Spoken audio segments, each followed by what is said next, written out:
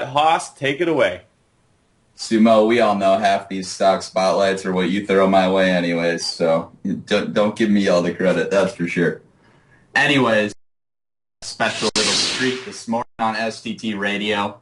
We have talked about this company quite a bit, actually, and it's been on a tear recently, if I do say so myself, and I figured now was a pretty decent time to spotlight it as we enter into the fall here and the company's ready to do some things that will significantly determine the direction for the future. So I definitely want to bring it to people's attention right now, as the dollar volume has been increasing quite dramatically as people start getting more interested in the stock. I'm just going to start off on DD Amanda here briefly so we can cover what's been going on briefly on the chart, and we'll take a more in-depth look at the chart later with Stock Sumo or SIFI, our professional chartists. As you can see here, over the course of the last week and a half or so, dollar volume has been increasing quite a bit. $73,000 traded last Friday, another $61,000 yesterday, as the stock has made new 52-week highs. Or actually, I shouldn't say 52-week highs. It did briefly touch around 24 cents back in late 2011 on some dividend news that we will mention later in the show here, but some new 2012 highs over the last few trading sessions here as we've been hanging around this 20-cent mark. So that's enough of DD Amanda. Also, just want to briefly mention the share structure of GTGP. Pink Sheets is not updated. The filings are up through like 2007 or 2008, I believe, and hopefully we can see some more current filings soon and fully expect that. But as of right now, just through people calling the TA, speaking to the company, I believe if we look on the iHub in the iBox here and scroll down, we can get a more current share structure, which is fairly accurate. We have an outstanding share count of around 37. I think it's actually over 37 now. I think it's between 37 and 38 million outstanding shares. Authorized shares, 100 million. Most of those are restricted and in the hands of the CEO, James Flarco. So we got about 18 million restricted shares. That leaves about 19 million shares in the free trading float. So about 19 to 20 million shares in the free trading float. So a very, very nice share structure for the company. And now a little bit about the actual company itself. I want to move over to their actual website. They have a pretty nice website with tons of information related to different types of joint ventures and affiliations that the company has, as well as their pending acquisition. Just giving a brief synopsis of what this company does. Global is a company that is in the business of acquiring exclusive licenses and distribution and reseller contracts on proven technologies in the environmental, green, and warfighter industries. The criteria for the licensing or distribution agreements of the technologies are, number one, they must be proven, validated, and in use. The business plan of Global is to sublicense the technologies it acquires to companies in geographic regions covered under the original license grant and in exclusive distribution and reseller agreements to place with appropriate reps in the covered countries for resale of turnkey projects. To date, the company has purchased for $4 million the exclusive rights to MBS technology, molecular bonding system technology, and process for remediating soils containing heavy metals and rendering them non-leachable instantly. This is a key focus for this company, and it's what everything else revolves around, is this heavy metal remediation of soils, water, different types of gases that are expended from, power plants, cement plants, things like that.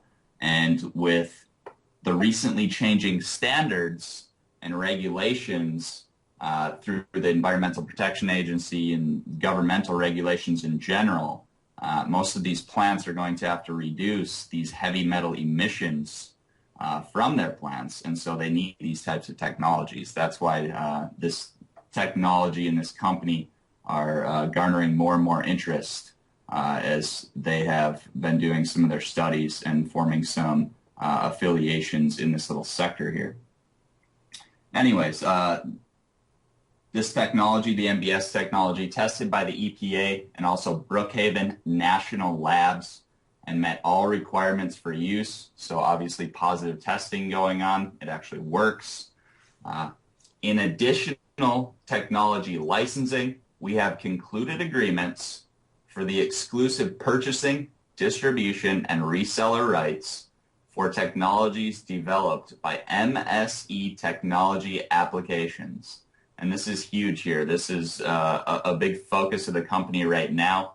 They have had relations with this MSE Technologies since all the way back in 2008, 2009, I believe, when they first started collaborating a little bit with MSE. And just recently in the news, which has sparked a lot of interest, they're actually going to acquire MSE Technologies.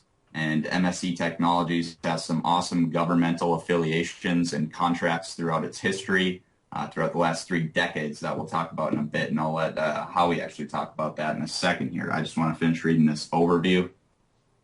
The exclusive rights granted are for Iraq, Afghanistan, and Israel, as well as non-exclusive rights to the entire member countries of the European Union and Canada, and M2 Polymer Technologies, m2polymer.com. That's another one of their JV partners. All right. The company has also set up advantageous joint venture agreements with companies qualified in both large remediation projects, development, and new technology applications. All right. So we're not just talking within the U.S. either. Governmental regulations throughout the world are changing so that some of these plants that are currently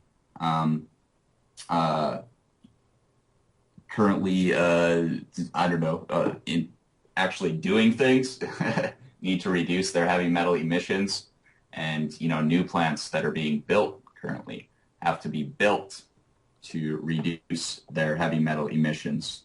So a green focused company. Howie, why don't you give us a brief synopsis of some of these joint ventures and what's going on with the company before I keep babbling on for hours about nonsense.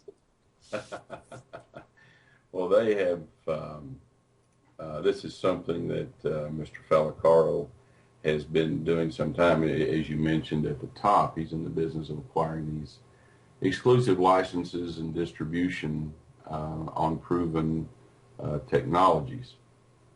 They have been, forged different relationships and partnerships with M2 Polymer Technologies, Solucorp, which I think that will be involved quite a bit obviously in the MBS part of it, and East Morgan Holdings is another company that is on their main page there that you can read a little bit about without getting too in depth. But I guess the big key in all, and they are involved in several things and several very lucrative things, but the MBS technology has turned out to be, what should I say, the holy grail for what is going on now. I have kind of called this, in my own words, so to speak, for investors and for the company and for the public at large, as a stock with the perfect storm. They have, there is very heightened, acute public awareness of the problem with mercury emissions. There is a committed government effort to take care of that problem. And then we have a very unique technology from Global Technologies that directly affects and takes care of this problem. It's very, very unique, in my opinion, and I know, Haas, that you and the guys have looked at it extensively as well. I don't believe I've ever seen anything quite like this, that what's coming together here in this spot for global technology. Yeah, for sure. Just some of the joint venture partners that you mentioned. As we can see here on the screen, I have, just a brief synopsis of some of these JVs that they have. And basically, Solucorp, East Morgan Holdings Incorporated, and also the M2 Polymer Technologies. They have various technologies and licenses within this same little focus of environmental remediation, mostly focused on heavy metals, but also some other stuff. And, that's like the gist of it. Global Technologies is forming these alliances with all these different companies, and all these different companies have different affiliations with different types of governmental agencies and also different types of clients. So by forming these, most of them are 50-50 joint ventures, 50-50 profit split, it seems like to me from what I've been reading. By forming all these different alliances, Global Technologies' client base is growing dramatically. And these relationships aren't necessarily new by any means. Obviously, new contracts are probably coming in behind the scenes or in discussion with each of these different JV partners. But most of these alliances formed back in 2008, 2009 when Global Technologies really got going, before most of the testing on some of this MBS technology combined with some of these other technologies that some of these other companies have. But just briefly, all these companies do have their own websites as well. Some of them do actually trade on the market. I have Solucorp Environmental Solutions pulled up here on the screen. I believe the over-the-counter symbol right up here is SLUP. Tons of information about Solucorp on here. JV partner with Global Technologies Group. Also M2 Polymer Technologies Incorporated here. As you can tell by the name of the company, different types of polymers for use in this heavy metal remediation. And also have their own website with tons of information, so you can go check that out. And another one that we just mentioned that Global Technologies is actually acquiring is the MSE Technology Applications Incorporated. Also has their own website. Let's focus on MSE a little bit. I know this is absolutely huge for the company, and they've had affiliations with GTGP since I mentioned, back in 2008, 2009 when they started talking. The main laboratories and facilities for MSE up in Butte, Montana. This has been the focus of much of the GTGP recent news. And MSE is kind of a jack of all trades, it seems like. They're not just focused on this heavy metal remediation. I'm still doing my own due diligence on MSE itself. They've worked with the Department of Defense, Department of Energy, other governmental agencies that everyone knows about. They've been awarded multi-million-dollar contracts over the years for these different types of projects and testing and research. And I can only imagine what the acquisition of this company for GTGP is going to do in terms of bringing in contracts and the connections that GTGP needs to make itself a big player. Can you just talk a little bit on MSE? I don't know how much you know about it, Howie, but I like you, Hoss, have pretty much, in fact, focused mostly on that because it's what's coming up. Is the acquisition is supposed to close on or before August 15th, and in fact, last night I don't know if you saw it. It was after hours. They issued a PR that going forward in that process, that they are meeting in Butte the 25th through the 27th of this month, the last week, the full week of the month, to wrap up what appears to be the final details for the acquisition. But MSE, you're right, it's been around a long time. In fact, it started out as a Department of Energy facility. It was known as the Western WEDO, I think is what they called it, Western Technology, whatever office, something like that. And it was in '96, I guess, that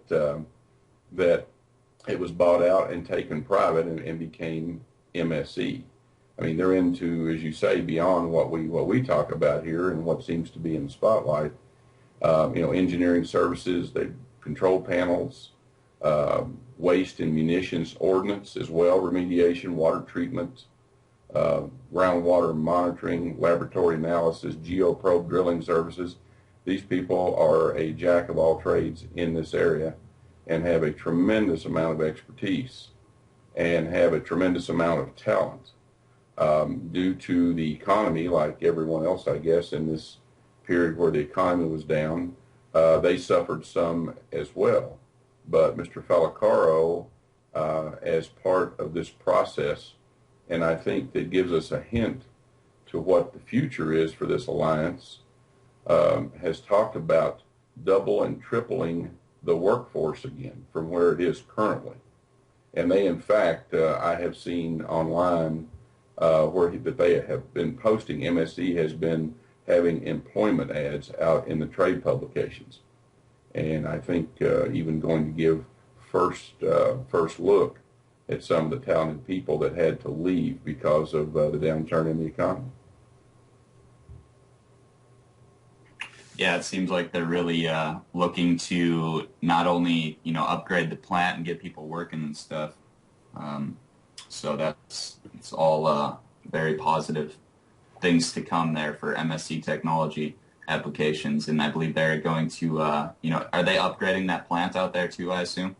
Yes, he has talked about tremendous upgrades and modernization of certain areas. It's obviously a very good facility now, but they plan on doing upgrades and bringing things up to snuff and to get this thing up and going again. And, it's where the partnership comes in here as part of what we talked about with Global Technologies earlier. That through Global Technologies, acquired the exclusive rights to MBS. So Global has the MBS, but MSE has all the technical expertise to make it all happen and to make it work. Very good stuff there. And another little bit that we definitely want to cover is in relation to the dividends that is going to be given in relation to this, pretty much this acquisition, if I'm understanding this correctly. Back in late 2011, December 13th, 2011 here, I'm just pulling up this Investors Hub press release. GTGP actually formed a subsidiary specifically for these types of acquisitions. I think they did it quite a while ago. And GTHI, if you can actually search for a board on Investors Hub, GTHI, Global Technologies Group Incorporated, the board of directors of Global have authorized the issuance of a dividend distribution of the common stock of Global Technology Holdings Incorporated to all shareholders of the common stock of Global Technologies Group Incorporated. Global will issue the dividend on a share-for-share basis to all the shareholders of record as of the close of business on December 24th, 2011. So it doesn't apply to shareholders that purchased shares more recently. For each share of Global held as of the record date, shareholders will receive 1 share of Global Technology Holdings Incorporated, a company that was formed specifically for the purpose of acquisitions and exclusive licensing of companies in the fields of remediation and sophisticated proven technologies. So they do have a dividend that they plan to use, and I'm not sure exactly when they're planning to issue that dividend to the shareholders, but it is for GTHI. Let's just search that on iHub real quick. GTHI, Global Technology Holdings Incorporated, as of right now, a wholly owned subsidiary of GTGP. And if I'm understanding everything correctly, they are looking to place MSE Incorporated into this company, correct? That is correct. It is GTHI where the acquisition of MSE will be held under. That's correct. Okay. And this share does not trade right now, correct? It is not. It will not trade. I would assume that we expect that to happen on or about with the acquisition. Okay. Don't know Yeah. that. That's, again, not sure about that, but I think that's what folks expect. Yeah, for sure. That's another note we definitely want to make here. The acquisition of MSC, the details of that haven't really been released yet. They've been putting out lots of press related to it. They've been inspecting the plant. As Howie mentioned, they put out some press yesterday in late July here. They're actually going up there to finalize some of those details, hopefully all those details. And shortly after that, in late July, early August, hopefully we can get those details on how exactly they plan to acquire MSC, any sorts of share exchanges, what sort of funding they might be using to do so. That's another note. With MSC and all its contacts and all the affiliations they have with the government, they have affiliations with some big funders, some big funds. Who knows what can happen if you get a couple of big funds interested in some of these projects. Well, I think Haas too, and I know that you probably have looked at that as well, and I know myself and a lot of my cohorts that talk about it, about what the possible income projections are. Yeah, why don't we take a look at that? I'm going to pull up a report. It's actually on the Float Rockers board. Koi Funds has done a pretty good job around this GTGP due diligence. So why don't you talk about that report a little bit? I'll pull it up on the screen here. It's a CF Capital Investment Report. This was released earlier this year, 3/28/2012. Take it away, man. Yes, sir. This, if you really want something to get your water hot over what the possibilities are for global, go to the Float Rockers board, what Haas has up there, and take a look at the capital projections that this company has done. I will use just a very basic illustration here. You folks can see there where all this goes. But in terms of what the possibilities are, we take a look at the recent thing, cement plants, who emit these mercury emissions. It is estimated, and I'm going to go a little low here, that the income from each particular plant would be approximately $5 million a year. Now, one company that we believe that they are working with has 18 of these such plants. Everyone has a similar problem. The EPA standards, the new standards go into effect in 2013, and everybody has to meet them. They use a technology now called PAC, powder activated carbon, which helps with the mercury emissions, but it does not meet the standards. Without being too technical, and you can find that as well on the GTGP site, MBS not only meets it but exceeds it. In fact, it can be as much as 5 times more effective than what they're currently using. So at this $5 million a year figure, 18 plants is $90 million. Reportedly, the profits from that is somewhere of 45 to 50%. Now you take that against the current share structure. I'm not a math guy, and it says but that would be the earnings per share would be approximately $1 earnings per share. Now you multiply that by, I guess the multiples of earnings in this industry can run from anywhere 15 times or higher. Using a very conservative number of 10 times earnings. Folks, that's $10 per share of one company.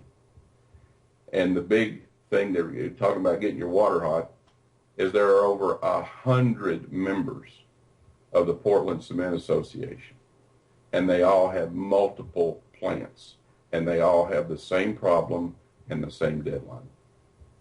This doesn't even take into account power plants who are under similar mandates, or the brownfield sites such as Oak Ridge in Tennessee, who, by the way, the Department of Energy contacted Global about 2 weeks ago about their technology helping to clean up Oak Ridge, possibly.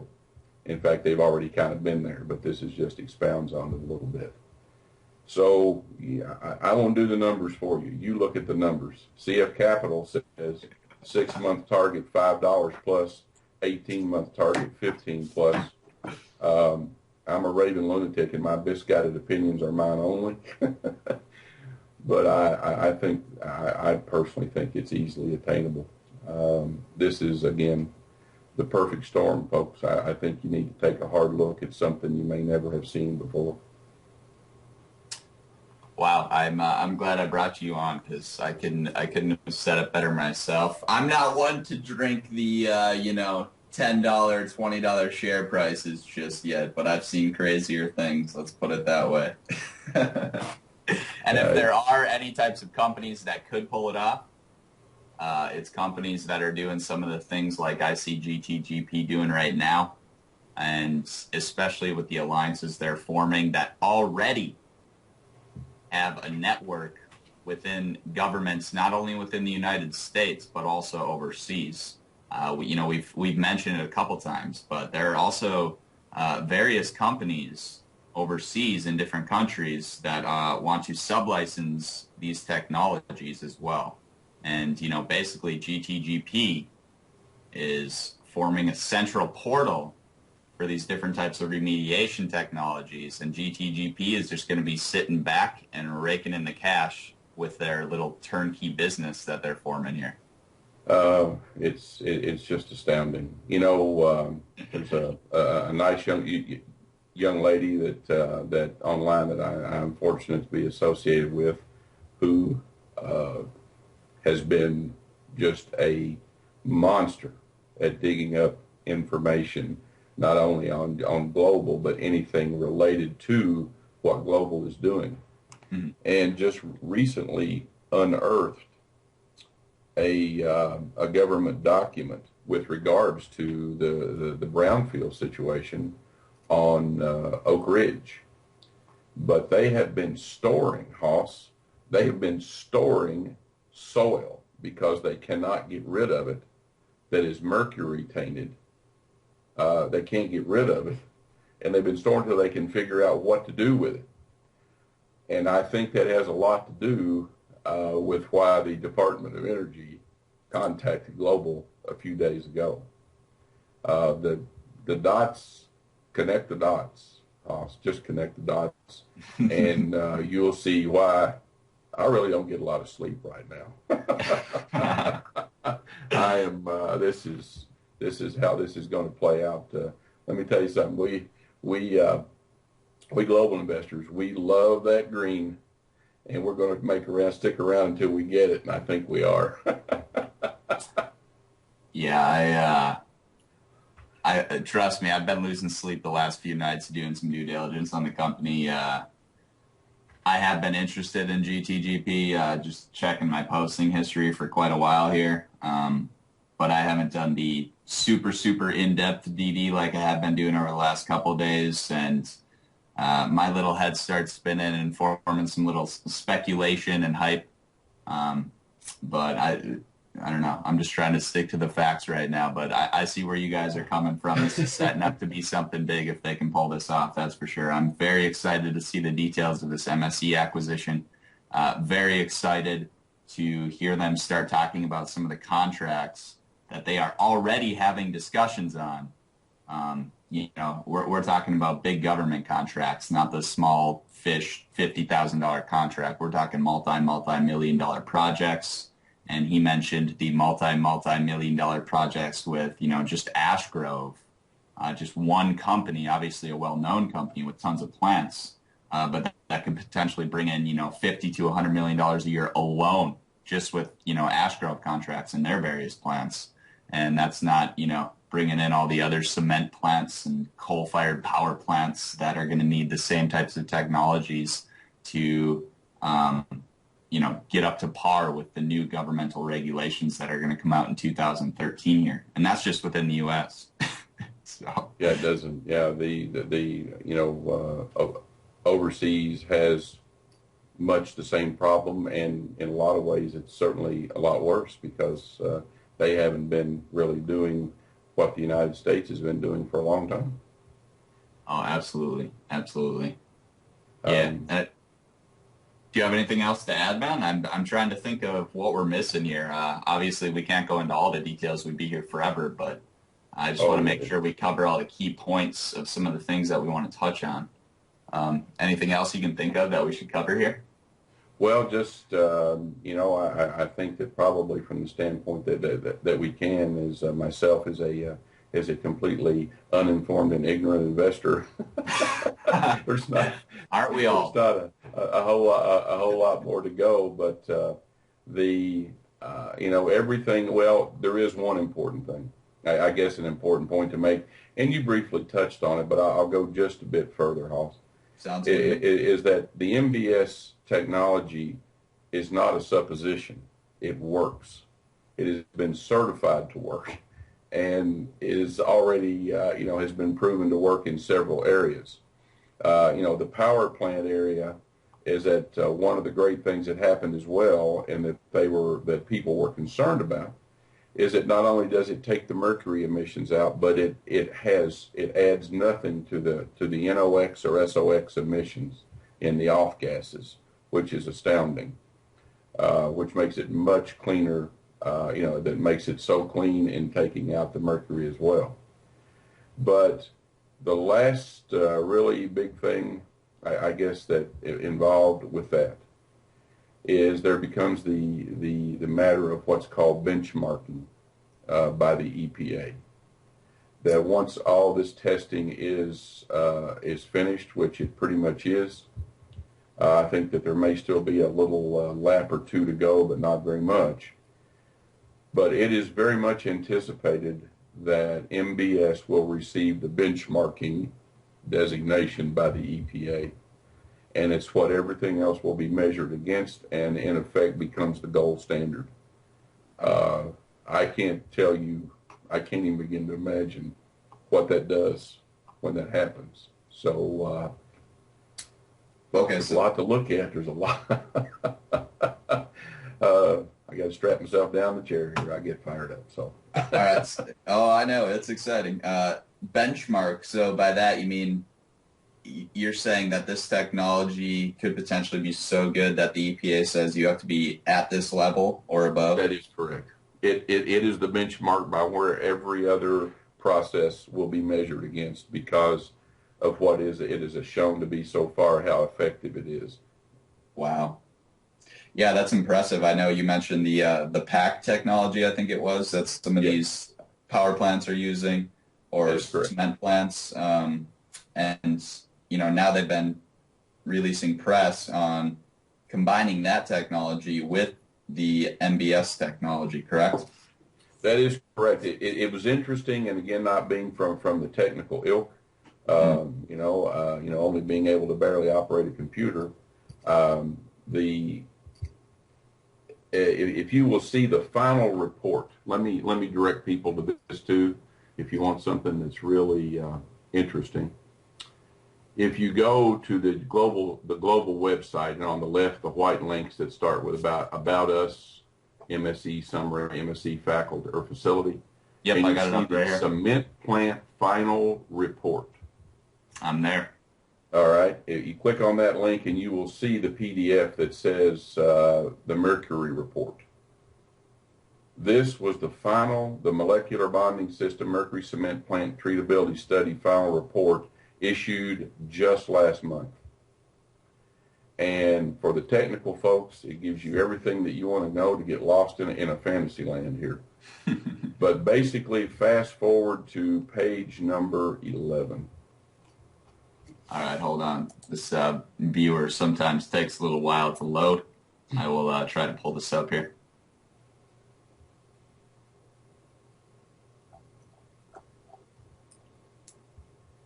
And this is where I was going with that question when you go to page 11 under topic number 7, conclusions. This kind of speaks to, and I wish I could, I don't know exactly what it's telling me. My common sense thoughts tells me what it's telling me, but I'm not sure that's right. All right, I am there. Why don't you go ahead? All right. The phase 1 go, no-go testing proved that MBS, when combined with powder activated carbon, can remove more than 2 times the amount of mercury than powder activated carbon can remove alone. Okay, that makes sense. These tests also prove that MBS alone can remove more than 5 times the amount of mercury from nitrogen off gas than PAC alone. So if I read between the lines here, it tells me that, yes, you can use MBS with PAC, but if you save the expense of PAC and use MBS, it does it better for less. I don't know. That's what it tells me. And then it goes on to talk about where that MBS does not introduce any NOx or SOx or acid gases into the off-gas stream. And then their recommendations is that it is time to go full bore with MBS. They don't have to tell me a whole lot more. I will be honest with you. Yeah, that does mean that MBS alone actually works better than even the combined MBS and Even PAC. combined So there must be powdered some activated interference carbon. there. Interesting, very interesting. That's the Yes. first time I've actually read that or actually paid attention to it. Or no, when I'm reading over half this stuff, it's like, oh, really? Wow. Especially Yes. this technical stuff. Yeah, I got out of the research area a long time ago, so this technical jargon, I just kind of skip over. I don't have to pay attention to that anymore. So, Yeah, when I looked at the research area, Hoss, and I was filling out the application, the first paragraph was about as far as I got. wow. Yeah, it didn't. Yeah, it's hard for me to understand. No, I definitely get that. But it's funny because a lot of these plants are using this PAC technology, and now the government's kind of going to them and saying, not good enough. Yeah, So, that's the really the long and the short of it. yeah. And this is that wide ranging. I mean, thinking just beyond that. I'm in a coal producing state. It's a big part of our economy and always has been. And it's been it's hard to replace because of the cost of other forms of energy. Mm. But not only that, this can be a tremendous friend to coal and to help take care of those problems. Pretty exciting to me. Oh, for sure. Definitely. All right. I think we've covered most of the things that we need to cover. I'm sure we forgot, several things, and we can't go into as much detail as we want to. But I think we've presented a pretty solid case. I do like the company, definitely, and I'm interested to see how this MSC acquisition plays out. Well, that's a good thing, Hoss. We won't have to wait long. On or before August 15th. Looks like they're meeting the last week of this month. Who knows? It could be before. So, but it's pretty exciting. It's going to be a very, very fun ride. I do believe, sir. Awesome. Well, yeah, that's another date to keep in mind. Not just the late July meeting, up to work out the details of the MSC acquisition. It's supposed to close on or before August 15th. So that's just another date to keep in mind, people. August should be a very interesting month for GTGP, and I think the share price is starting to respond well before that, as we've seen over the course of the last week or so. But anyways, why don't we take a look at the chart? If Stock Sumo or Siffy, whichever one of you wants to roll with this chart, I trust both of you, especially more than me or Howie, to roll with the chart here. So if one of you guys could do that, that would be awesome. Yeah, What do we got? I got this chart pulled up right over here. It's the 6-month chart, so going back to just before February. And one of the things that we like to look at are the moving averages. The 50 and the 20-day are very important. So the 50-day is this red line, and the 20-day is this green line. And you noticed when the 20-day got above all these other moving averages back here, that's when the stock really started to break out. It went from, 7-9 cent range all the way up to 19. and that's when that 20-day punched through the moving averages. But then on the flip side, when she came down and turned down through that 50-day and broke down through that, you notice the stock price consolidated, but it found support, right off of the 100-day basically. And now you got that 20-day starting to get through the 50-day, which is a key sign. You love to see when these moving averages break, and we're getting that cross right here. And notice the stock has been holding those, so we're in a bit of an uptrend, and it's holding support above these moving averages, so that's key. And the CCI is cranked up in the power zone, showing some power there, and same with the RSI, we're up in the power zone, so that's a lot of strength there. Once it got above this 50 overlay, that's when the stock broke above the moving averages. We always look for it to break above the 50 overlay and the 50 line. Same with the PPO, and notice the PPO is really starting to diverge. These lines are starting to split apart, and that's just showing a lot of strength. So this chart is just really looking good, and you like how it, it all looks good with the moving averages, and they say a lot, and they seem to be setting up again. So looking strong. Good stuff. Why don't we go into some action on the day, unless you guys want to talk about anything else on the company? No, I just want to sincerely thank BridgeJumper on IUB. Make sure you GTGP lovers go and give him a nice little person mark for coming on the show today and helping us out. Howie, thanks for joining us this morning, man, but we're going to be assholes and kick you off. Sim, Sumo, Haas, thank you guys. Thanks for having me in, for what little minuscule flake of information that I can add in here. Oh, you're full of information, bud. Don't sell yourself short. But yeah, folks, if you there's a lot that we look at on in these stocks. I think you should take a close look. I don't think you'll find anything like this. And I appreciate you guys having me on. And maybe we can hook up sometime. I'd love to meet you. Awesome. Great Sounds stuff. good, man. Thanks, guys. Have a good day. Appreciate it.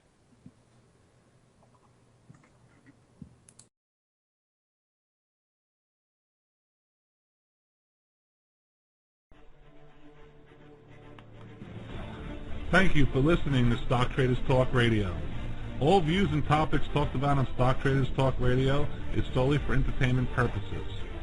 We are not professional financial advisors and always recommend you seek the advice of a professional financial advisor. Never invest in any stock featured on our show unless you can afford to lose your entire investment.